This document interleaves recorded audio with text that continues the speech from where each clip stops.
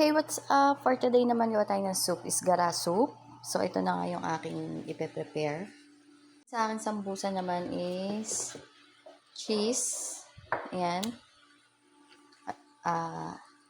Ito, cream cheese tsaka yung yellow cheese. Yellow cheese with green olives. Ito, ginawa ko lang to. Yung plain greens olives na green, nilagyan ko lang ng shata. Yung pinaka-blend nila na sili. Tapos olive oil. Yan yung mini-mix ko dito. Since family day ngayon, ito gagawa tayo ng facto salad ulit. At saka yung blend na kamatis na tomato. Yung blended na salata with kusbara or something like that.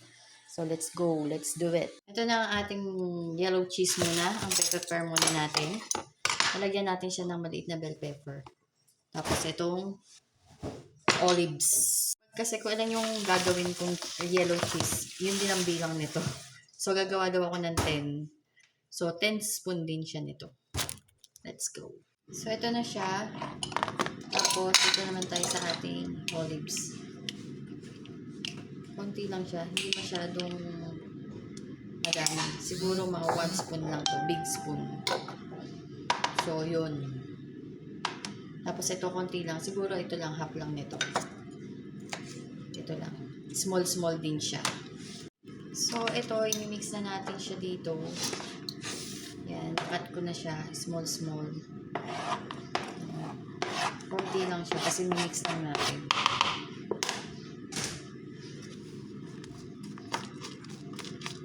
Para naman dun sa egg, ito.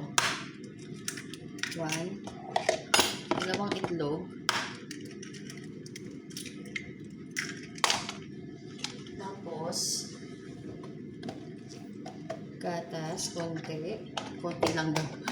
Tansya na lang, bahala na kayo. Nilagyan ko din cooking cream, konti.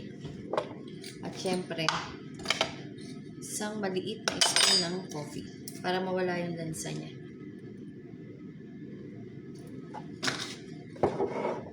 Tapos salt. Mix lang natin. Ito yung sa cream cheese na sambusa. Tapos ito sata. So, dito natin siya rarap sa sweet. Dito daw kasi crunchy. So, ito, lagyan lang natin siya ng 1 tablespoon. Ay, 1 teaspoon pala. Ikot natin.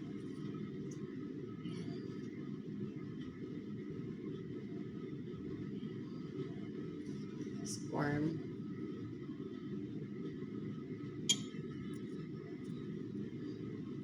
So, ayan na siya.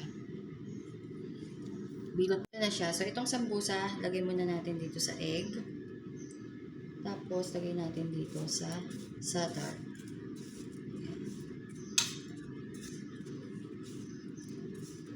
Nibilot ko siya.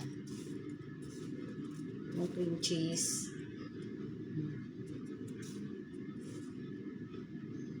Tapos, ipa-fried.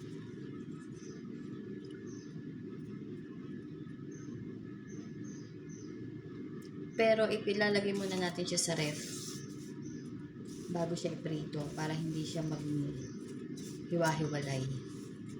Hiwa-hiwalay ito. So, ayan na siya. Lalagyan na natin siya sa fridge. Sa fridge to. Sa ref na lang. Sa palamigan. Kumbaga, lagyan natin sa ref. Mamaya natin siya ilalabas pag pipirituhin na siya. Yellow cheese. Yung laham natin is hindi naman ganun kadami yung gagawin ko. Mga ano lang, 5 pieces lang. Para lang sa matanda. Ganun. Ang soup nila ngayon is gara soup. Yung ginagawa ko laging soup. Yellow cheese naman tayo. Done na siya. Yellow cheese. Doon na tayo sa meat. Dito na tayo sa sambusa laham. Konti lang, mga 5 pieces lang. Let's go. Tanan, tapos na soup naman tayo. Para sa soup natin, ayan, naglagay ako ng butter. Naglalagyan natin ng ating oil. Konti lang. Para hindi masunog ang ating butter.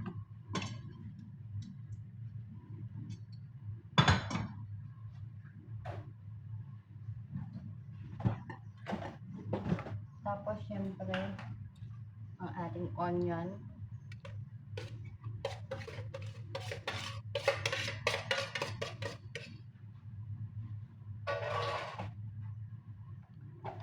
Garlic, konti lang. Konti lang pala. Lagyan ko din siyang garlic mamaya. Papray ko. Siglado.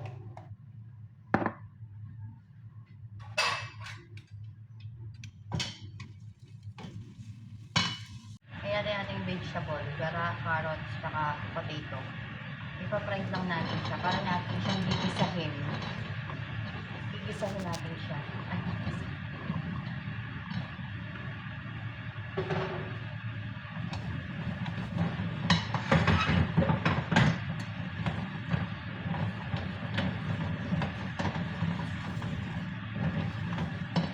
natin siya ng spices, asin, paminta.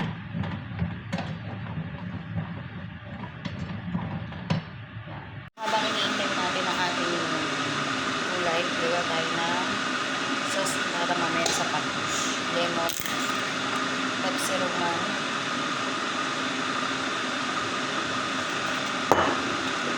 olives, sabi natin yun.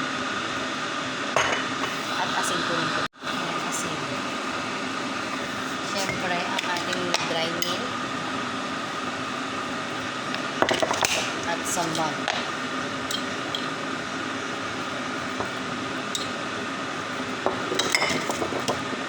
Doon na siya.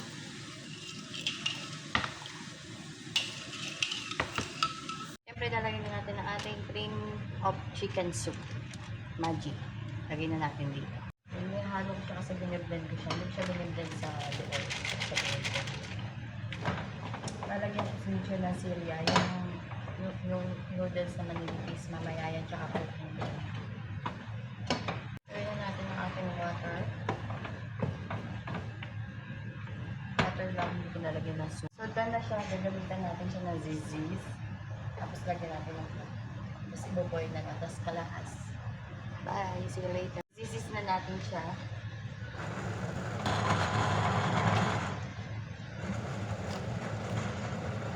Lagyan na natin ng cooking cream. Luto na siya.